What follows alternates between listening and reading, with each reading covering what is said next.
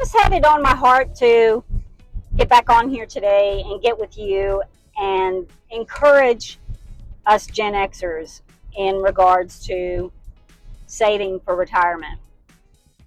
And I know a lot of us are discouraged, and I've shared in another video of mine how that I really did not get serious until I turned 50.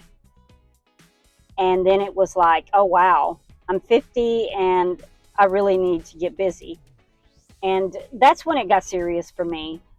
So don't be discouraged if you're 50 and you don't feel like you've saved anything or have anything saved. You can always start, and you can accomplish a lot in a decade.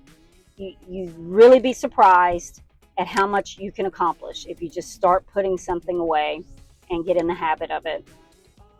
And I also wanted to say that, just share another personal story of mine.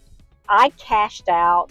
I did like the thing that you're not supposed to do, and I did it twice.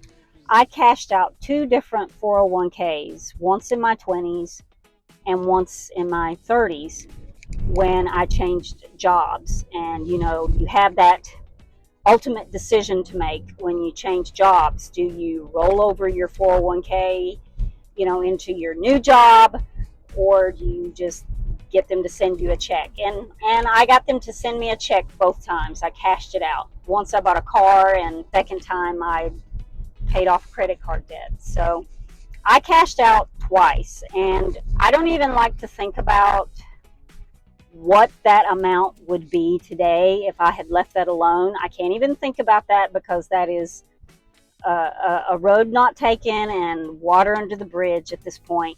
And if you've made similar choices in your life, I don't want you to blame yourself either. We've just got to move forward. There's nothing we can do about it. And evidently that served us at that particular point in our life. That's what we chose to do. So anyway, just wanted to encourage you.